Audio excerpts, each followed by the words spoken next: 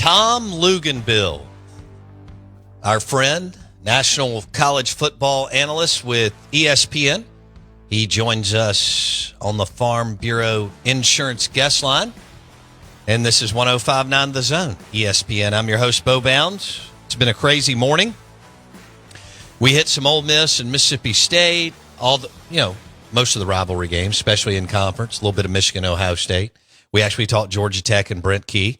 Tom Luginbill started at quarterback at Georgia Tech. I'll get to that in a minute, but my first question for Lugs, Mr. Luginbill, is so, Tom, I thought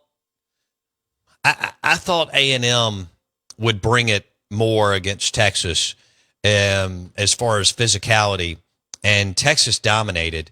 If not for the pick six, that thing gets out of control in that game. Were you surprised that that Texas really controlled the game from start to finish? No, because I think when Texas doesn't beat themselves, they're just flat out better than Texas A&M. And when we've seen Texas look sloppy, they've looked kind of pedestrian, right? They look vulnerable. But when they have put their foot to the floor, they've been really impressive. And that's how they looked on Saturday. And you know what? The game's ending, and I thought to myself, well, look at that. Texas A&M is exactly what they always are, 8-4. Okay, but right, and I'm sitting there going, because I know I've shared this with you before, but we talk about that job being so good and all the resources and the money and the player pool and the recruiting and the collective and every available resource you have known to man, and they have had 2 10-win seasons in 26 years. 2. 1998 and 2012. I remember the 98 team with Slocum. I think they beat Kansas State. That's amazing. How can that be? Well, it's unbelievable. But I could say the same thing about Texas. I know Mac won one and lost one when his quarterback got knocked out in the first half against Bama, but they both woefully underachieved. But all right, so hold on though. I think Sark has it rolling, and I think Elko, I'm giving Elko not a pass, but it's his first year. They did some good things. I actually think he could be the guy to do some pretty big things there. Your thoughts? I do too. I don't think there's any question. And I was, stating that tongue in cheek about them being 8-4 because I feel like it's a constant joke about, Texas A&M. No matter what they do, no matter who they hire, no matter who they're playing with, somehow it lands on 8-4, right? And so, I totally agree. I think he was the perfect hire. He will get the job done. There will be guys there. They'll compete at a high level. They've got a quarterback for the future. I don't think there's any question about that. I think the future is bright there for them.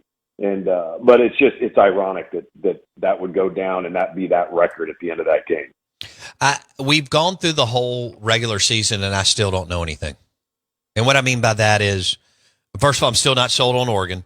Ohio State lost to a walk-on quarterback who threw for 13 yards and 2 picks. Unbelievable. Unbelievable. What?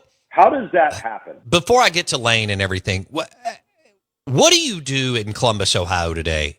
With Ryan Day, you've given him $17+ million to put together the roster. They haven't gone through the big highs and lows. I mean, Ohio State has just stayed, even if they haven't won it, they've won a boatload of games every single year, other than the Luke Fickell interim year. Okay, what do you do this morning if you're them, Luke? You can't really do anything right now because if you were to make a move, and listen, there are going to be a lot of people that feel like it would be justified to fire him because at that place, for whatever reason, long-term sustained success in winning is secondary to beating Michigan. If you ask that fan base and that group, would they rather win a national championship or beat Michigan? They'd say beat Michigan, which I think is fanatical. That's lunacy to me. Right. And so, you're going into the playoff. There's a chance, depending on what the committee does with you, that you could not have a home game. All right. And so now you'd have to go on the road somewhere and play. And you didn't win the Big Ten. You didn't play in the Big Ten championship game. You didn't beat Michigan, who was 6-5 with a walk-on quarterback, and your entire offseason was spent to build a roster to win that one game. And I don't think they can do anything to him, not right now, because he's won so many games, Sure. and he's won a lot of games versus highly ranked teams. But God, that was really, really bad on Saturday. I mean, that was as bad as it gets. 62 walk-on QB from Michigan, 62 yards. And by the way, how does Michigan have a walk-on quarterback? What are they doing? Well, that's an indictment on them too. You're exactly right, and I'm not sold on more either, just because of that game. You just nailed it. Two of the top 5 to 6 programs in the history of college football. One, in Ohio State, did what they did this year, knowing that Michigan lost their best coach in the history of the program in Harbaugh, and yes, he was better than Schembechler. And then, because Schembechler I thought underachieved, but I'm not going to go down that road. But especially at a time when nobody had money and they beat up on a bunch of Indianas and Purdue's and whatever. All right, but then what an indictment on Michigan to have a walk-on quarterback and throw for 62 yards, but hell, they won the game. All right, so Ohio State is going to go on the road and play in the college football playoff, which is crazy. And that'll be interesting to see if they go to like Tennessee or if Georgia loses. Oh, that'll be wild. All right, I got to go to Ole Miss. One of our guests last week said it's a Shakespearean tragedy that they had been building for 4 years, that Lane has a top 10 staff, that Lane's a top 10 head coach, and that Lane and Pete are both top 10, top 15 play callers, and they spent over $15 million. And this is the key ingredient, too. They pulled the schedule that they pulled, and they lost to Kentucky. Had they not, they could afford to lose to LSU in Florida, they'd be in today, Lugs. How devastating is it for them? I think there may be a 1% chance, but I think they're out. How devastating is it for Ole Miss today, knowing that they're going to the Gator Bowl or something with everything that I just laid out? I mean, it's a huge blow. I mean, I don't know if they're feeling the way Ohio State's feeling right now, but it's the same set of circumstances, right? You go out and you spend the entire offseason trying to figure out how to close the gap between teams that are better than you are up front on both sides of the ball. And they did that, and it still wasn't enough. And I think that we're to the point now where everybody's talking about the quality win, but you're starting to also look at the bad losses, right? So you look at, like, South Carolina's a hot team to talk about right now. Mm-hmm. They've got really good quality wins. They really don't have a bad loss, all right? Alabama's got 2 what I would call bad losses, all right? Ole Miss has 1 bad loss. But I think any time, it doesn't matter who you are, you get above that 2-loss threshold, you're in trouble. Like and we're seeing that now. Now, to get into the playoff, I think it's as simple as this for a 3-loss team that wouldn't be Georgia. I'm not talking about Georgia if they lost the SEC championship game, but let's just say you're Alabama, and I think it's as simple as this: if SMU beats Clemson, Alabama's in. If Clemson beats SMU, Alabama's out, because I don't think they're leaving SMU out. And I think that's how your 3-loss team gets in. But back to your point about Ole Miss, and we just talked about this a little bit with Ohio State. We're going to continue to see this each and every year. We're going to see dollars spent, talent acquired, and we're going to see missteps. And we're going to see lack of consistent play. We're going to see somebody go out and lay an egg and have a bad game. And I think a lot of that is because the sport is now so transactional that you have to question, what is the layer of investment on behalf of the team? Who are they invested to? Are they invested in name, image, and likeness? Are they invested in the open market and themselves and how much money they can make? Or are they invested in winning a championship? And the moment we went this path, this is what we opened the door to. Yeah, so Ole Miss, they're not going to leapfrog Bama. So if Bama's the last one kind of waiting, so to speak, on the scenario that you threw out, it's not happening. And I don't think South Carolina will leapfrog Ole Miss either. So it's either so Texas, Tennessee, and Georgia are in. And I think the only option for the fourth team is Bama. Do you agree, Luke? Yeah, Bama's the only option. Everything that Alabama needed to have happen for them happened this past weekend. Yeah. And it's that simple. South Carolina beat Clemson. Miami loses to Syracuse. So there you go. And you take care of business in the Iron Bowl. Although it wasn't pretty, but that's how Alabama's looked all year. But Alabama you know what? Is one of the most frustrating 9-3 teams in the country. They are, but also, I mean, Milroe is so lackadaisical with the ball. If they take care of the football, they smoke They're really good. Auburn. Absolutely. Ball if they security. Don't beat themselves, they're talented enough to beat everybody. Yeah. I don't think DeBoer, he would never say this, but I think Milroe's talented and he's a good player, but DeBoer wants a different quarterback and he'll go out. I totally agree with you. I think it's going to be very interesting to see what happens when Jalen Milroe turns in his papers to the NFL and what they tell him. Oh. Because I wouldn't spend a first or second round draft. I would on him athletically, but not as a quarterback. Yeah. Not right now. Yeah, and I think Anthony Richardson not working out, and I know Richardson didn't have near the PT under his belt, and reps and starts are so important. Yeah. And Milroe has been building those, and kudos to him. But I maybe late first round, but he may slip even further. All right, so let's reset here. Yeah. I don't think I can answer this question, but which team do you like the most today? Like, which team, if you had to pick to get all the way through conference championships, if they're playing in them, and all the way through the gauntlet of the college football playoff, whether they get a bye or not, which team are you going with today? That is such a tough question to answer, and it's a tough question to answer because for the first time in a long time, I feel like every one of these top-tier teams has flaws that have reared their ugly head throughout the season on more than one occasion. If you were to say, okay, if this team plays clean, they're the best team, I would say Georgia. Then I would probably say if Texas could play like they played the other night consistently, probably Texas. The one team that I agree with you on this, Bo, am I completely sold on Oregon? No. But where I have to give them credit is their consistency of performance throughout the duration of the season has been way better than everybody else's. Like, they haven't gone out and just, screwed around, turned the ball over, committed 14 penalties, and then, you just kind of like narrowly escape. They had a slight close call on the road at Camp Randall against Wisconsin. But aside from that, their ability to just pour it on probably gives them a bit of a leg up right now. All right, so let's talk about Oregon, maybe possibly over Georgia and Texas, and maybe Bama when they're right.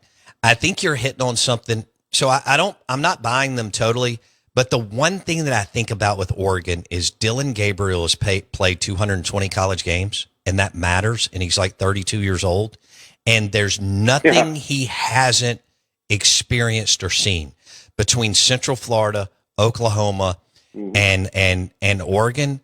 And I can't say that about Carson Beck, Milroe, or Quinn Ewers. Not that they're not talented in their own way.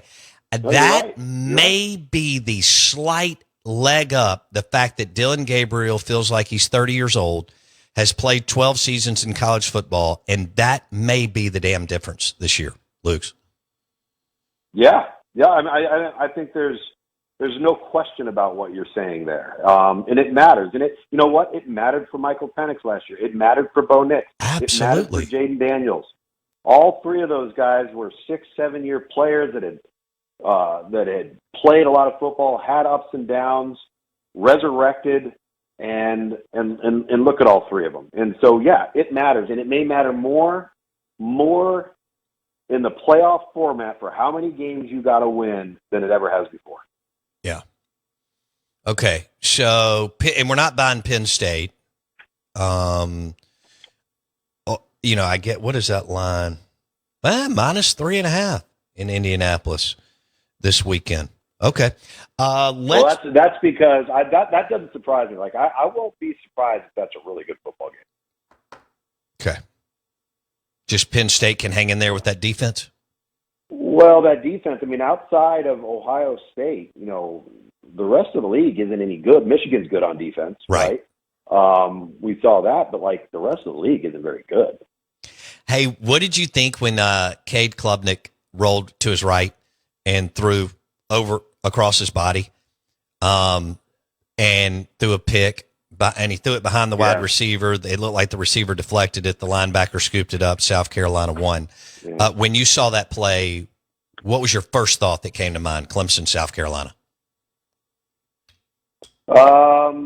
That he had an opportunity to change the trajectory of how he will be viewed as the Clemson quarterback at the end of that game, because he made some plays in the passing game and plays with his legs in that game. True.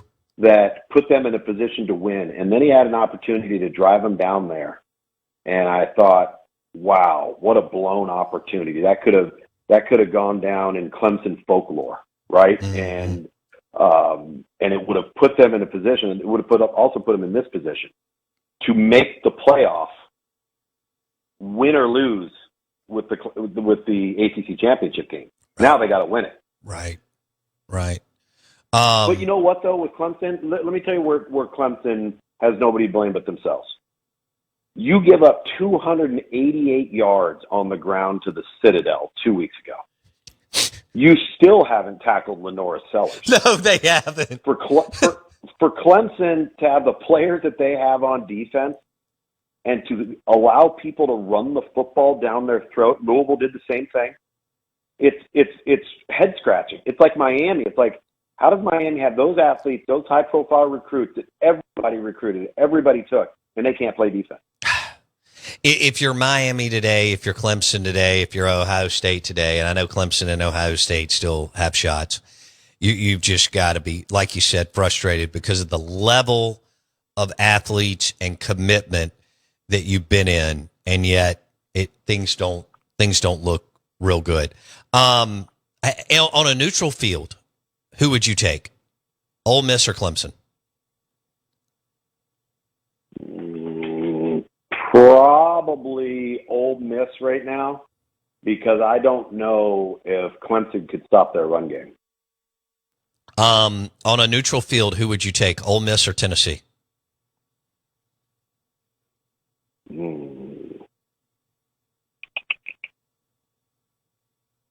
That's a push. I don't know. I think that's a really tough one to answer, because I don't think. Let me tell you something. It's funny how Tennessee's just kind of been chilling out. Nobody's talking about them, and they're never in threat of being out of the playoffs. Right? They just kind of hang around. I don't know if Nico's good enough to win them 3 playoff games. No, I don't think he is yet. No. Not yet. He can. They can run the football, and they ran the football like crazy the other day, and Nico played pretty decent. Actually, probably one of his better games in the last month and 6 weeks. But it's funny you asked me that question, because Ole Miss is so difficult to decipher because you don't know who's going to show up. Right. And that's frustrating. Right. Yeah, they totally sleptwalked through the Friday game. I mean, you would have thought they'd beat Mississippi State by 35 points, but we mentioned the other games between Kentucky and LSU and Florida. I think you just hit on something. You just hit on Nico at Tennessee being good enough to get through 3 or 4 playoff games. Mm-hmm. I don't know if we've got anybody out there other than Dylan Gabriel. Luke's. I mean, the only other guy, I don't think Carson Beck, and I don't think Milroe. Mm-hmm. The only other guy, I can't believe I'm saying this, the only other guy I think may could do it, some of it's his supporting cast, but he's a little bit better than I thought, is Quinn Ewers.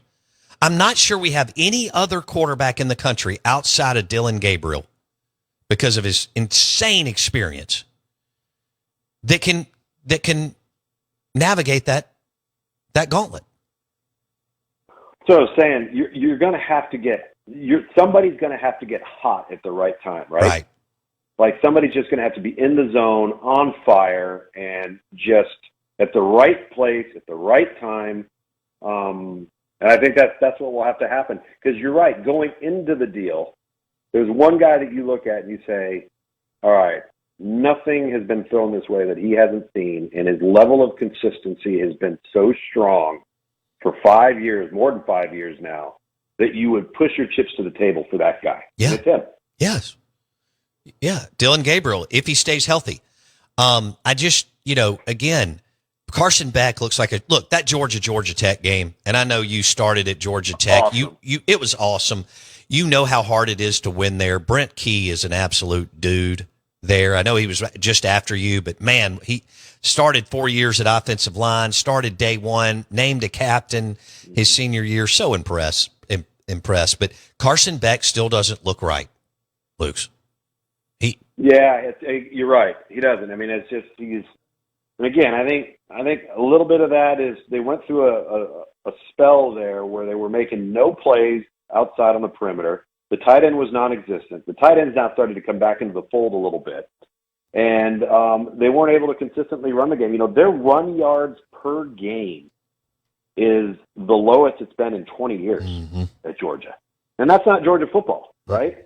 And listen, to your point about Georgia Tech, Brent Key's done an unbelievable job. They have a new president, a new AD, and they're all aligned to actually make some moves in football that they weren't willing to make before. So he might have taken that job at the right time. So Beck, I don't believe in him. I don't believe in Georgia's D. And Bama, I believe in them a little bit more. This is going to sound crazy just because Milroe you got to play 11 on 11 against him, and you don't against Georgia. Mm-hmm. And then Ewers is just a little bit better than both of them right now.